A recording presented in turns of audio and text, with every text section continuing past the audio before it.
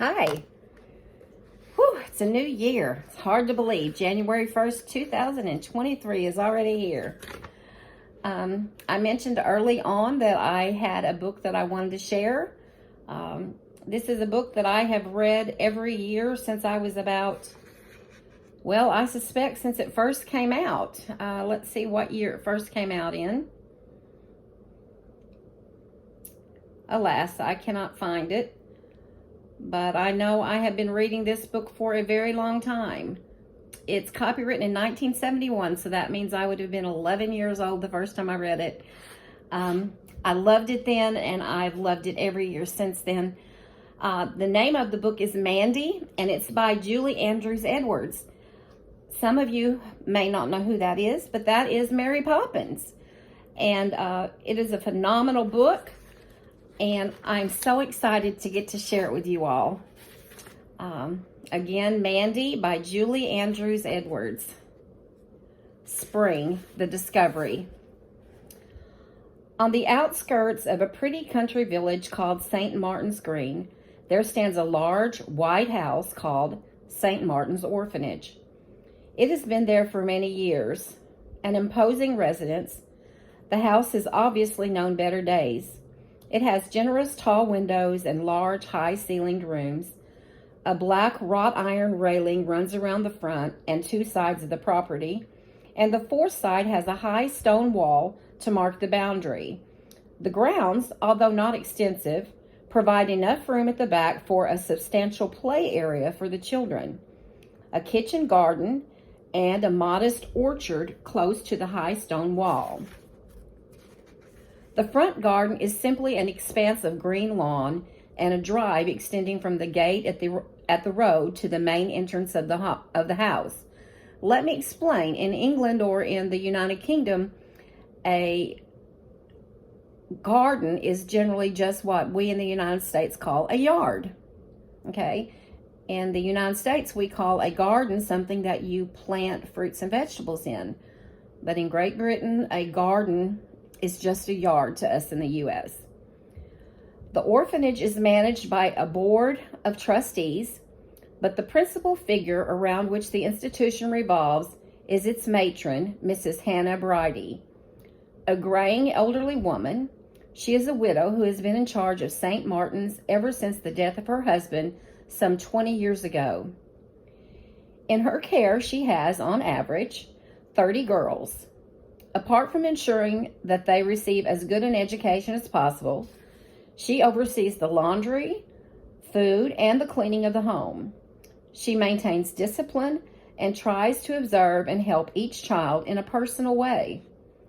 Her day begins at the first light of dawn, and she is never finished until late in the evening. Most people would buckle under the strain of so much hard work, but this plain, good-natured woman seems unflagging in her energies, and although the home is constantly understaffed and she is underpaid, it is, thanks to her devotion, that the orphanage has a higher reputation than most other institutions of its kind. For those of you who don't know, an orphanage is a place where children live who have no parents to take care of them. I don't think we have a lot of orphanages around, but if you know of any, let me know. Mandy had been there for as long as she could remember. She was a bright 10-year-old with dark hair that fell boyishly straight and short around her sweet face. Since she had no known relatives, the orphanage was her home, her whole world. She had many friends, and she was much loved because she had been at St. Martin's most of her young life. The staff favored her somewhat, and she was given certain privileges and more freedom than the other children. She could be trusted and relied upon. Apart from schooling and a few special duties, Mandy had plenty of time to herself. Basically, she preferred to be alone. She was inventive and quick-witted, but above all, she was a dreamer. Most of the time, she lived in a make-believe world of her own. She loved to read. She exchanged books at the local library at least once a week. The wonders of Robinson Crusoe and Alice in Wonderland and Gulliver's Travels were very real to her and offered far more excitement than the reality of her own life could ever provide. On Saturday morning, she helped out at the local grocery store. She was given a small sum of money for her work, and she used it as she pleased. Most of her money was spent on precious books, and sometimes on paints, crayons, and paper for painting and drawing. Only the younger children at the orphanage attended school on the premises. Mandy, with the other older children, was sent out each day to attend the local school, which was on the other side of the village green.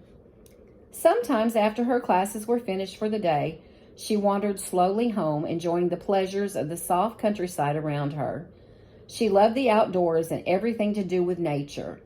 More often than not, having first obtained permission from the staff, she would go for a walk by herself. She was rarely lonely at such times. The trees and flowers were very special to her, and she knew the names of most of them by heart. Living in her own dream world, as she did, it was never long before she had invented some situation to match her mood, and she was able to occupy herself for hours. But it did not follow that Mandy was completely happy. How could she be? She had neither mother nor father, and not even memories of them to sustain her. She occasionally experienced sad, disturbing feelings. Sometimes she felt an ache inside that would not go away. It seemed then as though her life was very empty. She would cry for no reason at all, seemingly, and it frightened her when she did. She tried to be brave and put away her feelings. "I'm having one of my attacks again," she would think, trying hard not to let people see her tears. Her attempts to keep busy were mostly an effort to fill her life so that she had no time to feel disconsolate. But the nagging sadness was persistent, and it would envelop her when she least expected it. As Mandy grew, her longings grew stronger, and sometimes she felt as though she must surely break apart with so much going on inside of her. It was as though she were searching for something, though what or where it was, she could not say. Chapter 2. The high stone wall at the back of the orphanage held a great fascination for Mandy. It was behind the orchard and stretched for miles to either side of it. None of the other children seemed to know or care what lay behind. But Mandy was curious. She speculated for hours, wondering what lay on the other side. By standing on tiptoe, she could glimpse many trees growing thick and strong. "There's got to be something splendid over there," she told herself. "I just know there's a castle hidden among the trees, and I'll bet a handsome prince lives in it. He's probably very lonely." Sometimes she imagined a forest full of animals that would actually speak to her. Her favorite dream was of a white unicorn that would follow her everywhere, who would lie beside her and put his head on her lap. "I would call him Snow," she thought. Her desire to see over the wall became an obsession. She felt that just a glimpse of the other side might reveal what she always seemed to be searching for. She tentatively broached the subject to her friend Ellie, a maid at the orphanage. "Ellie, you know the big wall?" "Mm-hmm. What's on the other side?" "Oh, heavens, I've no idea. Just more country, I think." "Does it belong to anyone?" "Not that I know of." One afternoon after school, Mandy went to the wall and studied it carefully. At one end, a large apple tree growing on the other side thrust long pink and white blossom branches over into the orchard. Intrigued, Mandy went closer, and upon further examination, she found that a number of the big yellow stones in the wall protruded just far enough for her to gain a precarious foothold. I might just make it to the top," she thought. "With luck, I could reach that big branch of the apple tree, and once on it, I could really see for miles and miles." The prospect of such a view was a challenge to Mandy's adventurous nature, and on an impulse, she decided to try it that very second. She took a deep breath and began to climb. She hoped no one would see her. Carefully testing every stone before she put her weight on it, Mandy pulled herself up inch by inch. At one point, her fingers fumbled, and she clung for a moment, feeling anxious. Then, with a last careful effort, she pulled herself to the top of the wall and threw her arms around the branch of the apple tree. Now, looking down, she found the effect quite frightening. The ground seemed a long way away. Wow, I didn't realize this was so high, she thought. The orchard was awash with soft, frothy blossoms. She turned and peered excitedly through the apple branches. An incredible vista was spread out before her, and Mandy drew in her breath with excitement. She was looking at a whole new world, hundreds of trees, stretching as far as the eye could see, most of them with that soft, silvery green trunk and fine textured bark that make the beech tree so easily recognizable. Sunlight filtered through the leaves in bright patches. The woods were open and clear, not dense at all. It looked wonderfully inviting and explorable. Mandy saw a small footpath leading through the trees and longed to see where it led. I've come this far. Now if I could just get down the other side, she thought. She saw that the apple tree forked near its base, and it continued to subdivide, giving her numerous climbable branches. The bark felt smooth and soft beneath her hands as she eased herself to the ground. Now, to look for my unicorn. She set off along the path, which led into the heart of the woods. She was acutely aware of the blue sky, the heat from the sun, and the wonderful smell of warm earth and moss and flowers. Surely I'll find the prince's castle in a little while, she murmured. But each new dip and bend in the path revealed only more trees. She was just beginning to feel a keen sense of disappointment when the path suddenly widened, and almost immediately she found herself in an open and sunny clearing. It was quite wide, almost a grassy meadow, and dotted with evergreens. Mandy could hear the sound of running water, but her immediate attention was attracted to the far end of the clearing, where stood a very old and very small cottage. Most of its windows were broken, and the door was ajar. Tiles had slipped off the roof, and the little chimney had a ridiculous tilt to it. It was in a very bad state of repair. Gosh, I wonder if someone lives there, thought Mandy. Should I go and see? Ooh, perhaps I'd better not. But her curiosity was stimulated. It certainly looks empty, but there might be someone in there. An old tramp or a witch or an animal. Matron Bridie was always reminding the children never to talk to strangers and to watch out for the unexpected. So Mandy quietly crept closer, keeping well out of sight behind the trees so that she wouldn't be detected. She could tell that someone once must have cultivated a garden. There was a low fence, broken in several places, with a little gate. Underneath the weeds, she could see the remains of a paved pathway leading to the weathered front door. Mandy kept perfectly still, straining her ears for the slightest noise. The gurgling sound of running water was nearer now, and birds sang in the trees. It was a perfectly lovely afternoon. She moved closer and lifted aside the gate, which was hanging by a single hinge. She tiptoed up the path, being careful to avoid a large patch of stinging nettles, and tentatively peeked through the doorway. She was looking into a small room. It was completely empty. Mandy breathed a sigh of relief. A staircase, seemingly, led to another room upstairs. In the back wall were two small doors. An old garden rake lay across the floor. Mandy moved to the stairs, treading carefully on the loose boards. Each step that she took caused little puffs of dust to rise and swirl in the shafts of sunshine that came through the windows.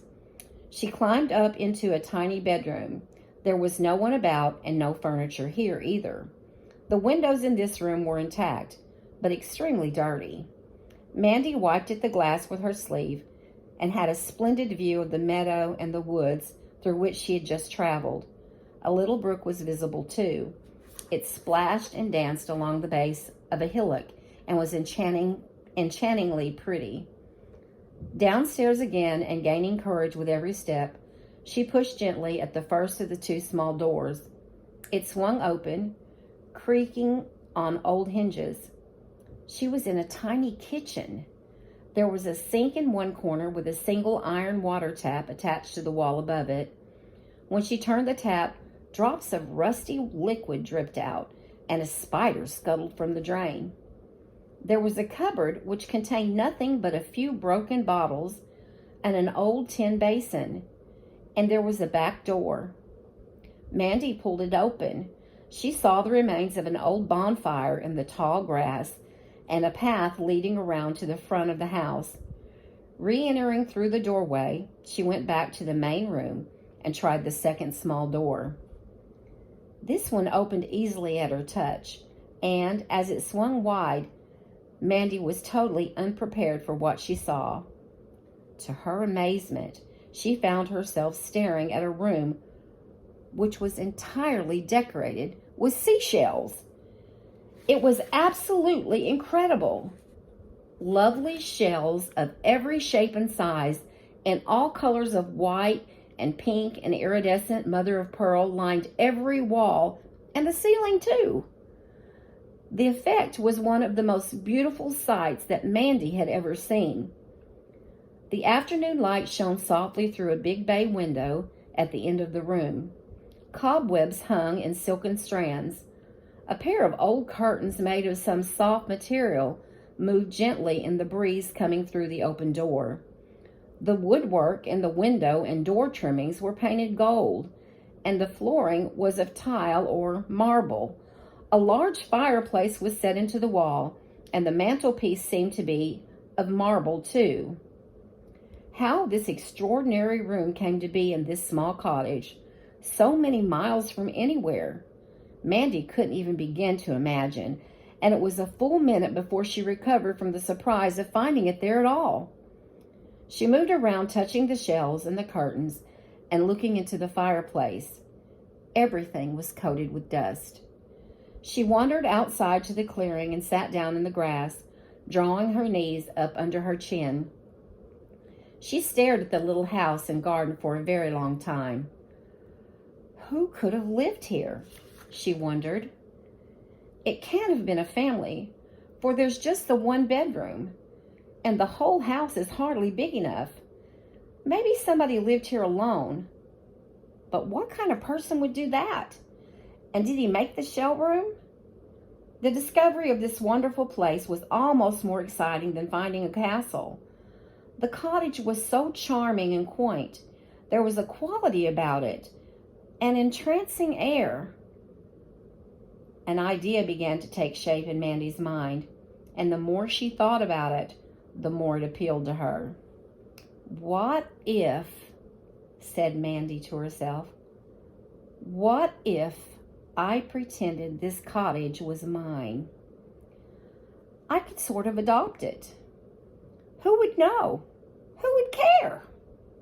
Nobody lives here. I'm sure of that now. And somebody needs to take care of it.